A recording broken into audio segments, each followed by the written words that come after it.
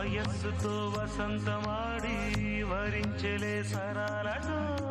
మిలా మిలా హిమాలే జల జల ముత్యాలుగా తళ తళ గళన తటిల్లత హారాలుగా చేతులు తాకిన కొండలకి చలనం వచ్చనులే ముందుకు సాగిన ముచ్చటలో మూవను పలికెనులే ఒక స్వర్గం తల వంచి ఇలా చేరే క్షణాలలో అందాలలో అహో మహోదయం భూలోకమే